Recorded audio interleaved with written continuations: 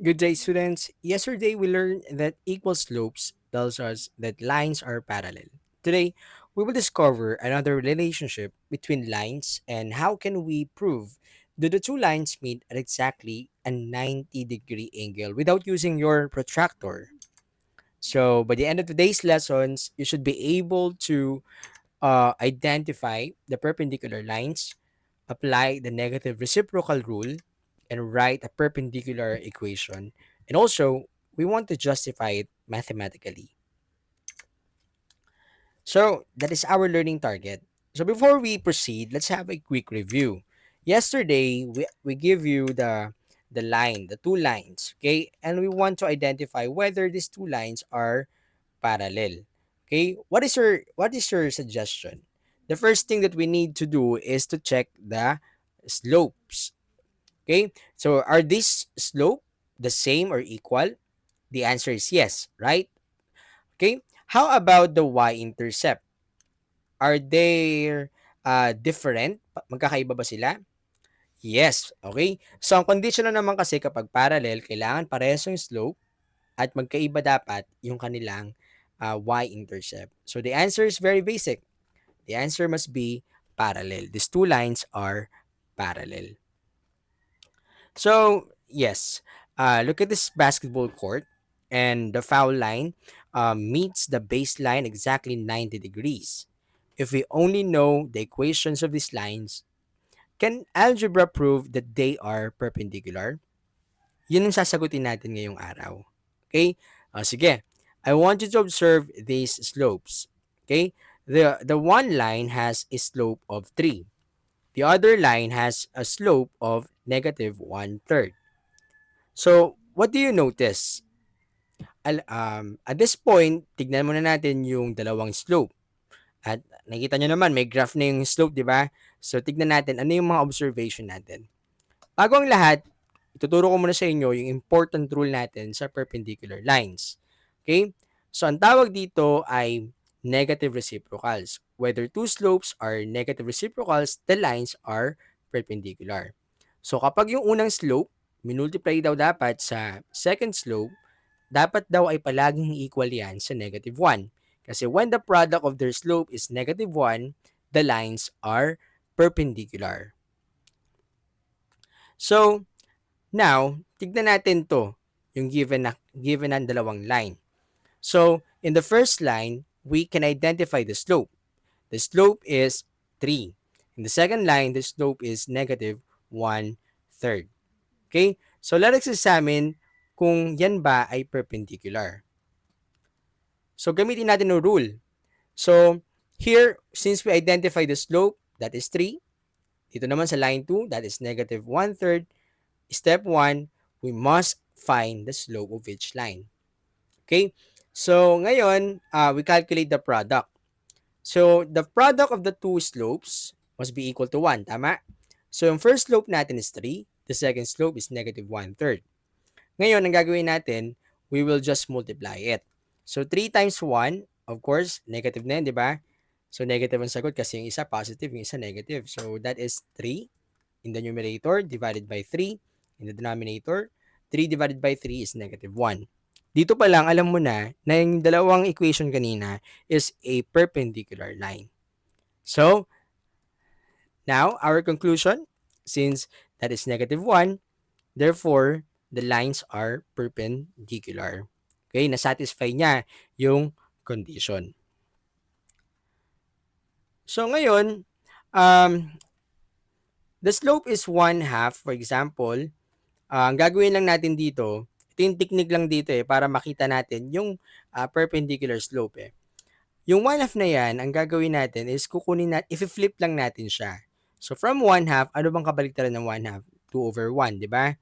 Tapos after nating ma-flip, change natin yung sign. Pag na-change na natin yung sign, ito positive yan, di ba? Magiging negative 2 na. So, ang slope, para maging perpendicular, itong 1/2, okay, yung isang slope ng isang line, dapat ay negative 2. Ganun yung technique. Flip, tapos change mo lang yung sign para makita mo kung yung slope ay perpendicular sa unang line natin. Okay? So, tignan natin yan Dito, may example tayo. Same example doon, ang slope dito is 2. Ang slope naman dito is negative 1 half. Kanina ito yun, di ba? Pero baliktad pala, no? So, tignan natin. Kapag ang slope ay 2, tapos minultiply mo sa slope na negative 1 half, 1 nga ba yung lalabas? Okay, di ba negative 1 yung lalabas dyan? So, ibig sabihin, dito pa lang, kita na natin na perpendicular yan. So, 2 times negative 1 half is negative 1. Okay? Pero tignan natin through graph. So, here, alam natin kung paano i-graph to. Meron tayong positive 1. Of course, dito natin ilalagay yung unang point. Okay? Ng line 1. The next thing is, alam natin yung rise over run. So, ang slope is 2 over 1. Rise tayo ng dalawa. 1, 2. Tapos, run tayo ng isa papunta sa right. Okay, since positive sila. So, ito na yung next point natin. So, the next point is this point. Ganun din ang gagawin natin. Rise ulit tayo ng dalawa. 1, 2. Tapos, yan. Tignan natin. Sana tumama. Yan. Okay, so, we have 3 set of points. So, ang gagawin po natin dyan, we will collect the lines na. So, the next line is negative 1 half. Ganun din, ang una nating ipa-plot is 1. So, which is ito. And then, nagpatong nga sila, di ba? So, ang next natin, ito, negative 1 half. So, paano to, Sir Ice? Paano yung rise and run dito? Yung rise dito is negative 1. Ang run is positive 2. Since negative 1 siya, bababa tayo ng isa. Okay? Tapos, ang run natin is positive.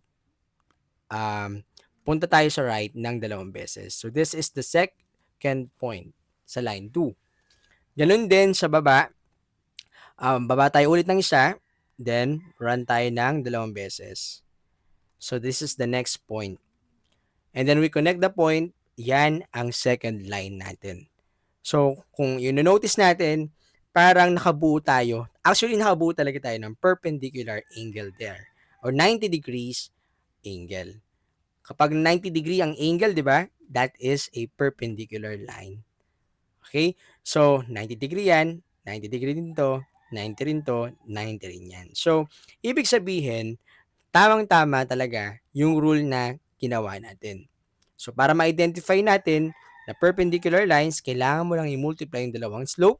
Dapat equal sa negative 1. At napatunayan natin yung through graph.